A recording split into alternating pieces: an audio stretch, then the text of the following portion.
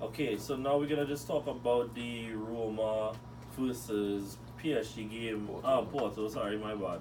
Roma ran out 2-1 winners on point with our predictions.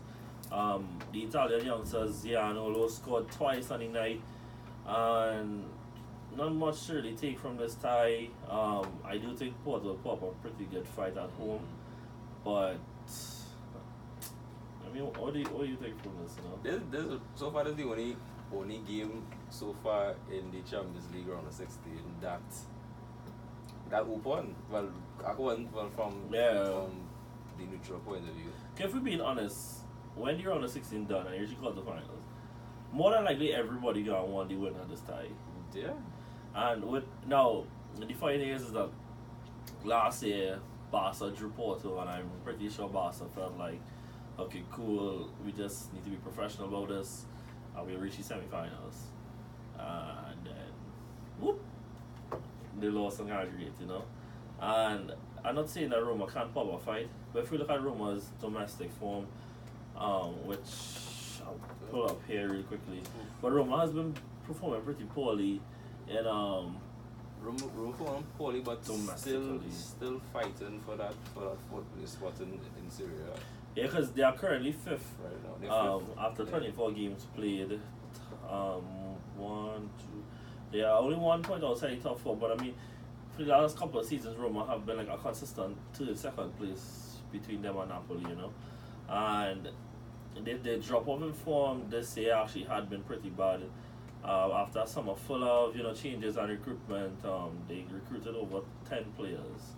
I think it was like 13, 14 at the end of the window, and it's an interesting time in the sense that I do think people just write off Porto when Porto actually has been really good this year in the Champions League.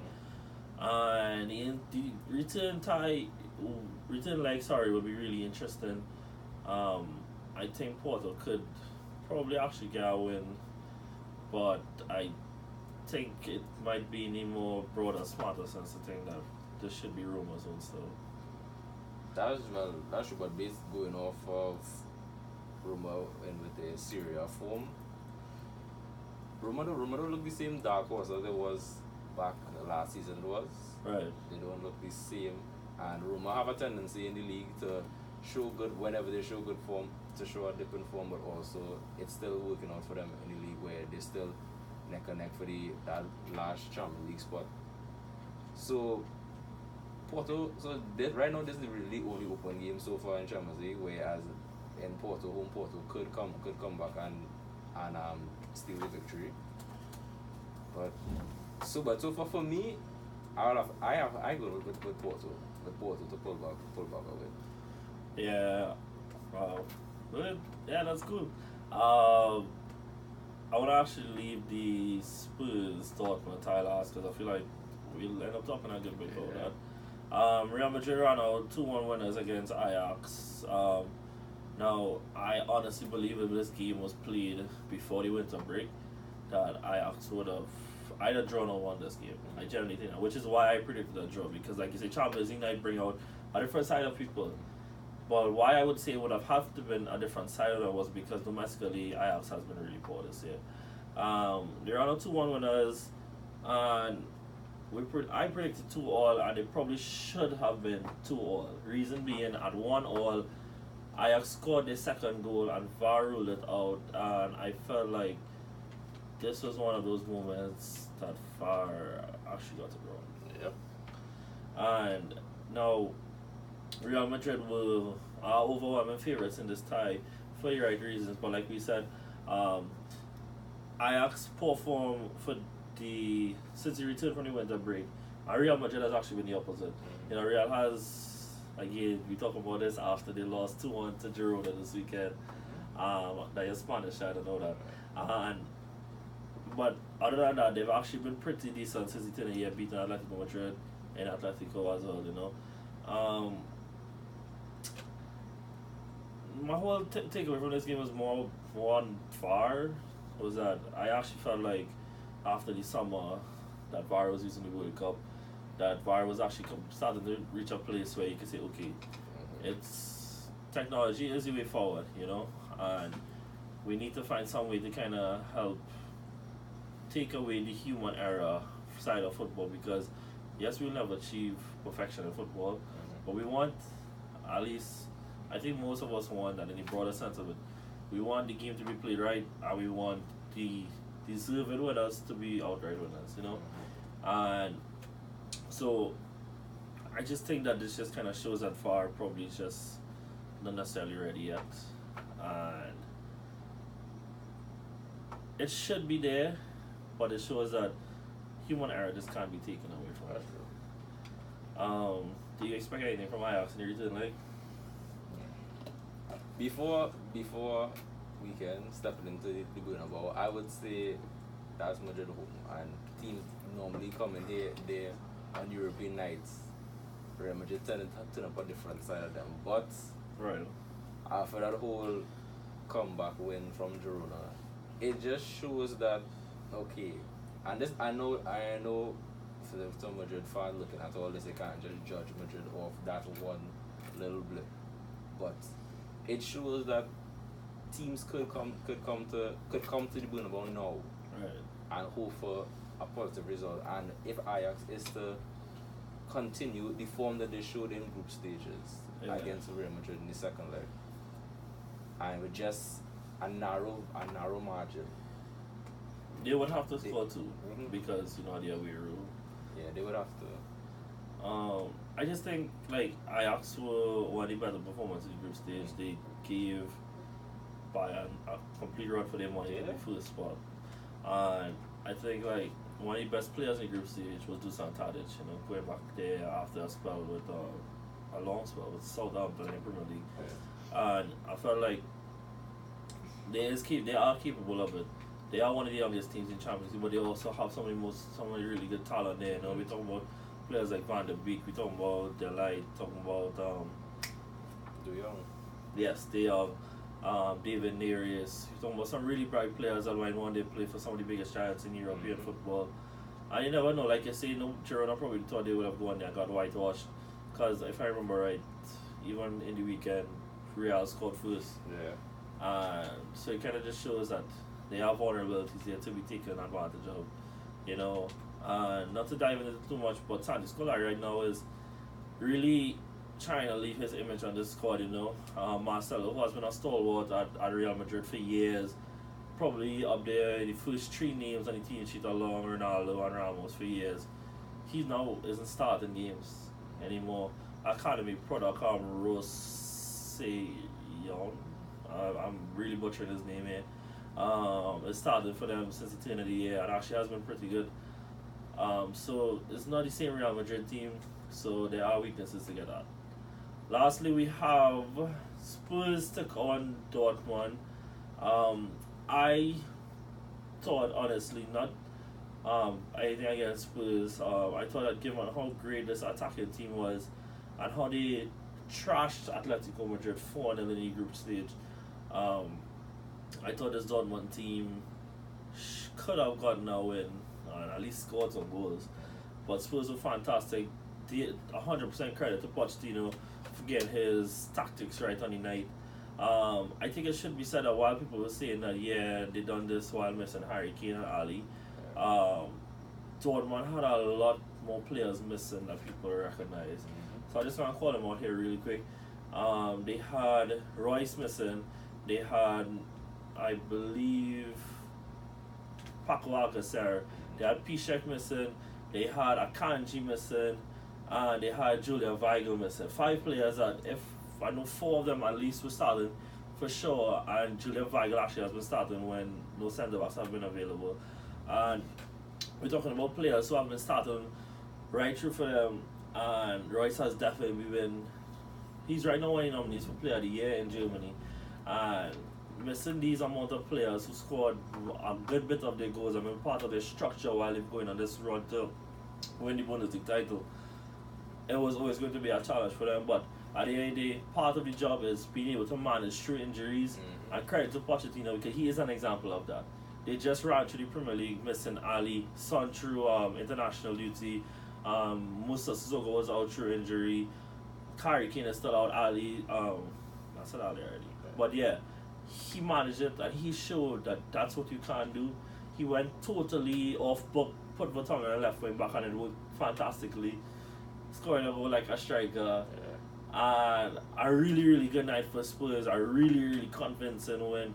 And when we take parallels from last year, where it was 2-2, which is a good result against Juventus after being 2-0 down, they really, really are in the driver's seat now to go into the quarterfinals.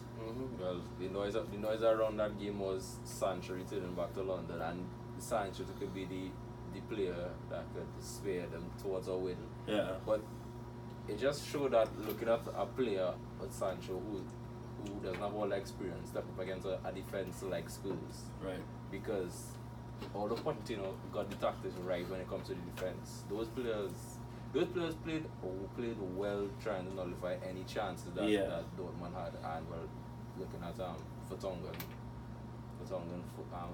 played what position did he play? Left wing back. Wing back.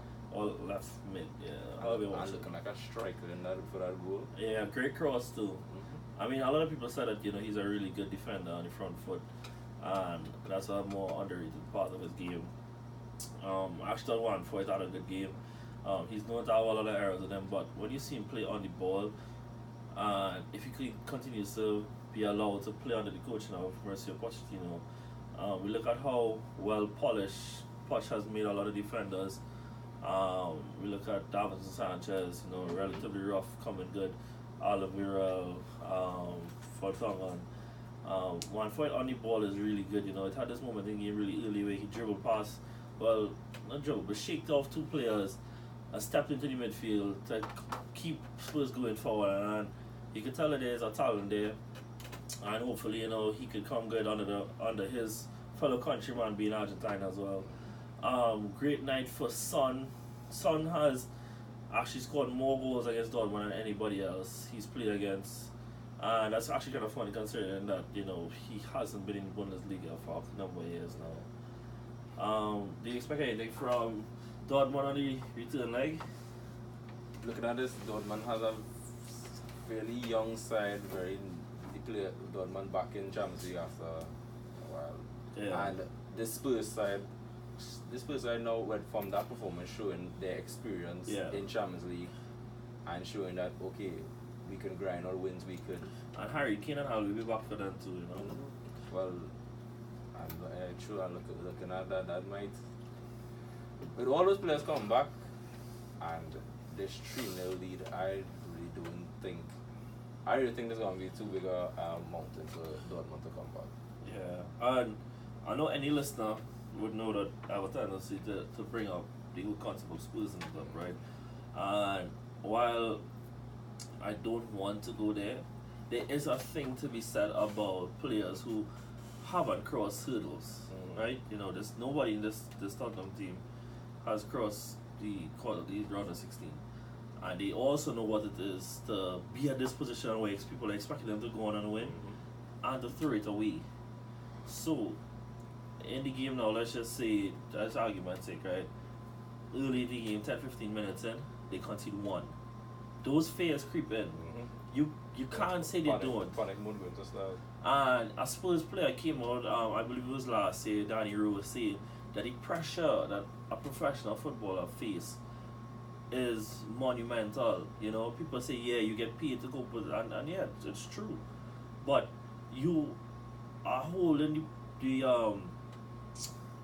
pressure, and not just the pressure, but the expectation. The weight of expectation on all the fans. Yeah, and we're not talking about just the 90 million in the state, not 90 million, sorry, the 90,000 in the stadium. We're talking about these clubs have worldwide followings, You are drilled every single minute to be a pristine athlete.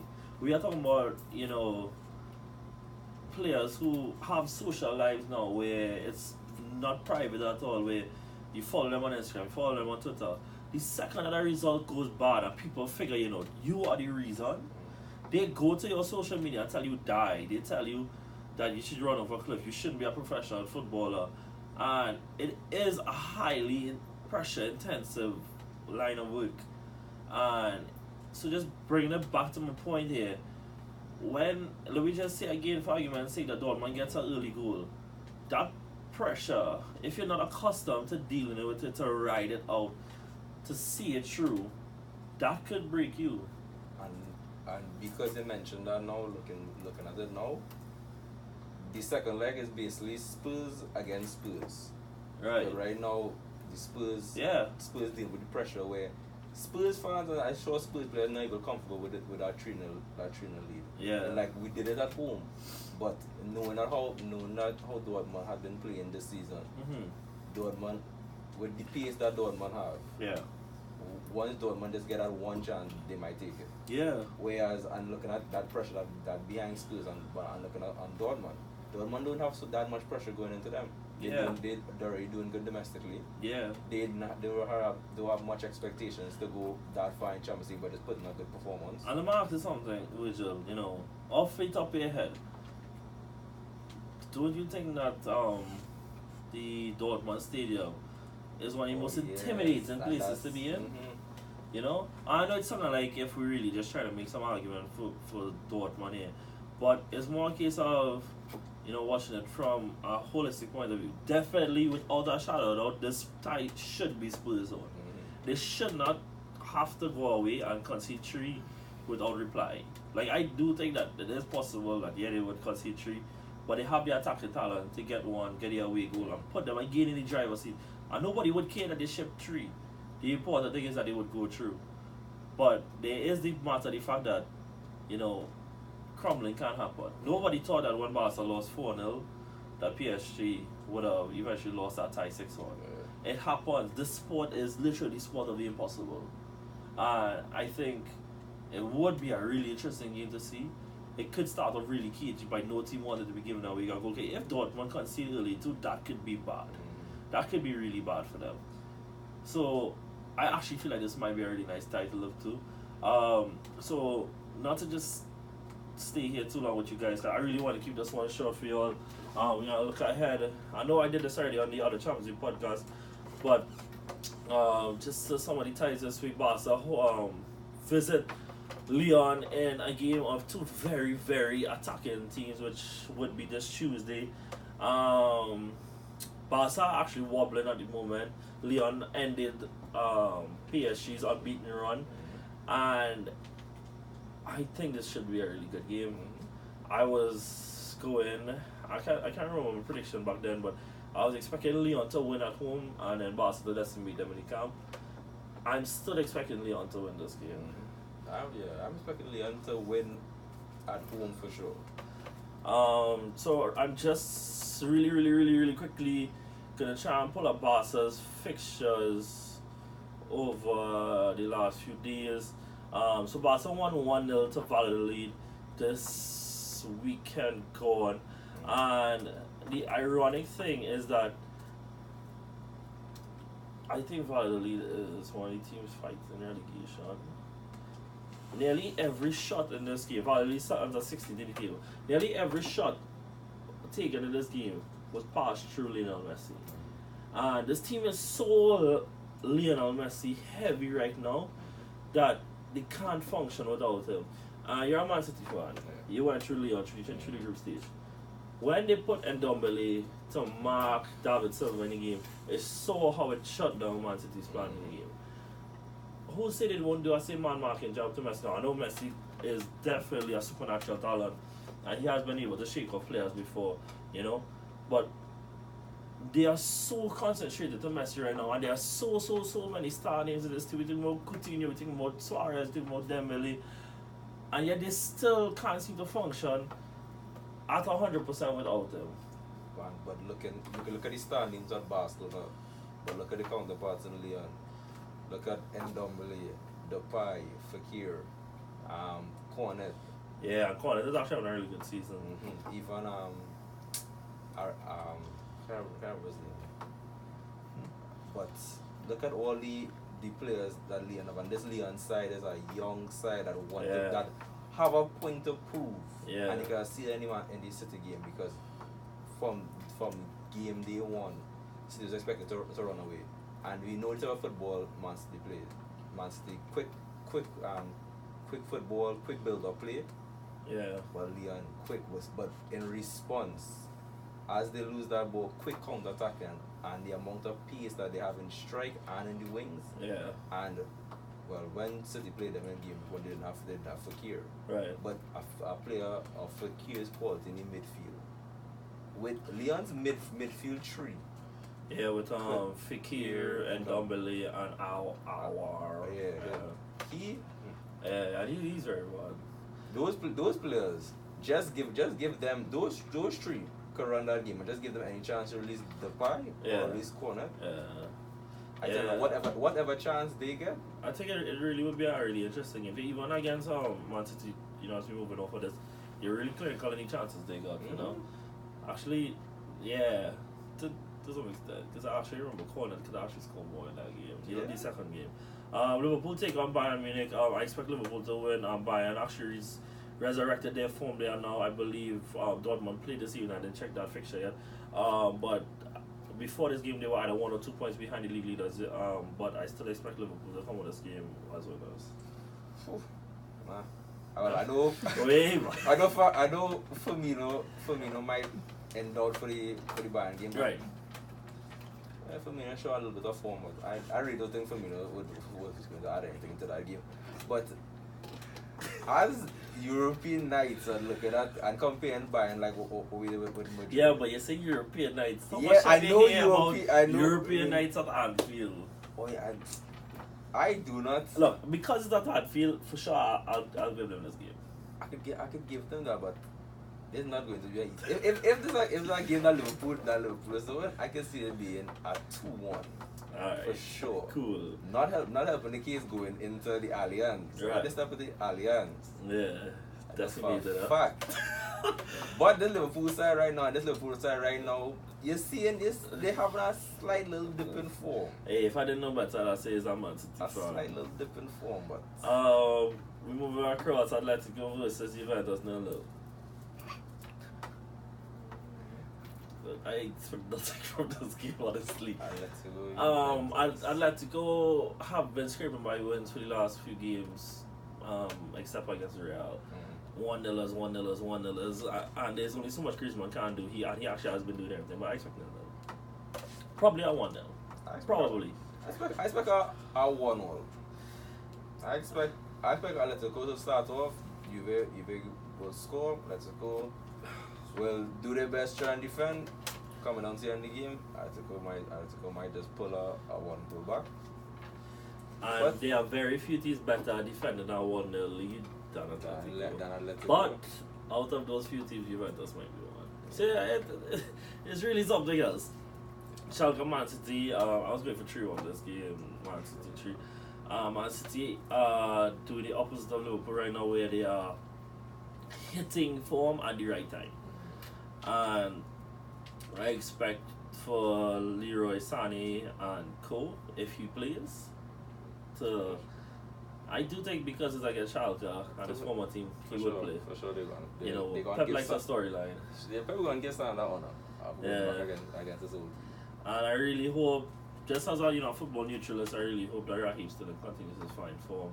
Seeing him play recently has really been a joy to watch. Defenders, and at my own demise, have no idea what to do with him right now. And he has, his decision making this season, in my opinion, has improved a lot more. And you see it with his assists, he isn't dribbling down blind alleys anymore. He is standing up players, analyzing the play, and making good decisions. So, yeah. I don't use the fast deal. Yeah, well, for that, I'm not going to flat and say it's going to be a demolition because of, well, also to looking at Schalke's form in the league. But at home, you would favor the home side, but me personally, I hope City put in a good performance and get a comfortable lead where we don't really have to worry much about the second leg. Okay, and that's it this week for you guys. We thank you guys for listening. We really are looking forward to an exciting week in the Champions League. We're back for you guys with Premier League football next week. Manchester United take on Liverpool in the standard game for the weekend. We'll catch you guys then. See you next time.